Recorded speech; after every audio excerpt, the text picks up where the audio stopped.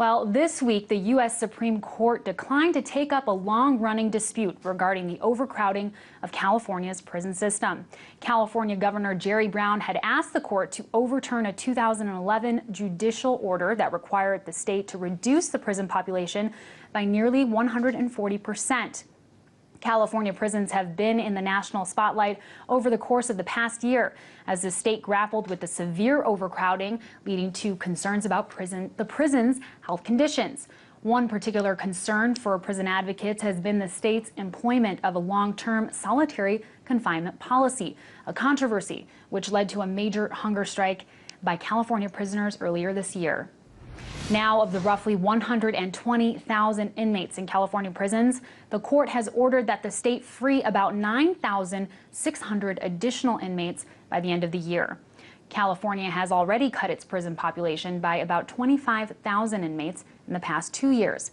So to discuss this and the mass incarceration that seems to define this country, I'm joined by Eugene Puryear, author of Shackled and Chained: Mass Incarceration in Capitalist America. Thank you so much for having me, Amira. So happy to have you on. When it comes to California, can you talk about the conditions that these prison inmates have been living under and why the court ordered the release of so many of them? Well, you know, it's an absolutely terrible situation. I mean, we saw that around when the first court ruling came from the Supreme Court, almost 180% overcapacity California prisons were. And if you look at the pictures of it, it's people stacked up on bunks and gymnasiums, stuck anywhere and everywhere. And many of these people are non-violent offenders in prison for things like simple possession. We also see in states like California, as you mentioned in your opening, the very harsh use of solitary confinement. In 2011, the Council of Europe said that anything more than 15 days in solitary confinement should be considered injurious. In Pelican Bay State Prison, where the hunger strike first started, there's over 500 people who spent over 10 years in solitary confinement. And not to mention, California, at the beginning part of this decade, was only spending about $2 a day on food for prisoners. And the average person in America spends about $8 a day per food. So they were overcrowded, kept in isolation cells in large amount, and really in just overall terrible conditions. Oh, it's tragic.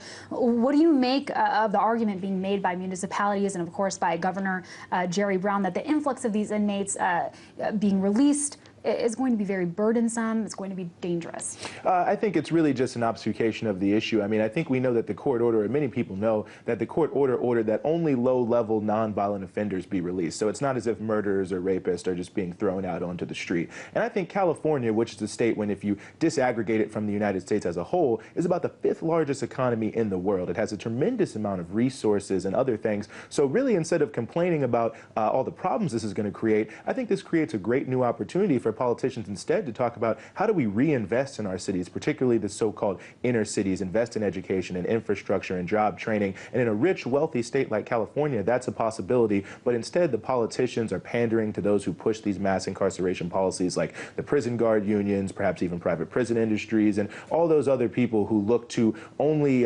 throwing more people in prison to solve the social problems of our country, not attacking them at their root. Sure. And, you know, the idea that these prisoners are just being freed is not necessarily the case. I know that there are plans to move some of these prisoners to, you know, state prisons, local prisons, private prisons.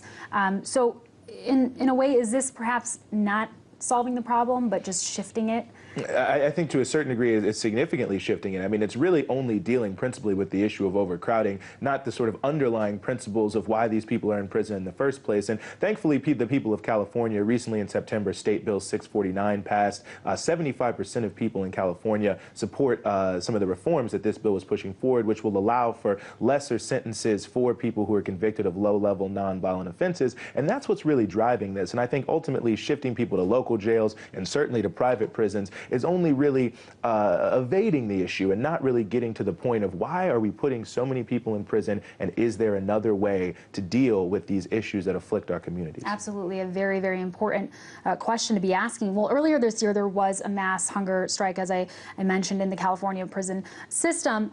Was it in response to the conditions that spurred basically all of these lawsuits? And do you know if any of those conditions were met? Certainly it was in response to the conditions that were out there. Obviously, the prison officials who were supremely self-interested were trying to say, well, this is just a way for criminals to recast their image. But the reality is, I mean, like I said, 500 people in Pelican Bay in solitary confinement for over 10 years. I mean, the food, the overcrowding, all of these things that took place are extremely devastating. And really, if you look at what was happening in this prison hunger strike, prisoners uniting across racial, ethnic, religious lines, something that's almost unprecedented in American prisons. It's something that has to be driven by the self-interest of them to improve their own condition. Unfortunately, many of these things have not been changed because of the brutal response of prison authorities. The hunger strike had to take a quick step back, but I know prisoners are continuing to organize and continue to fight for their rights. Absolutely. And one of the other grievances that came up through these multiple lawsuits is that the correction system is incredibly expensive. Can you talk about some of the resources that are really being poured into this complex system? Of course, there's hundreds of millions of dollars, billions of dollars that are being poured into this system on a daily basis. And it's not to educate people or to give them job training, but simply just to build these prisons,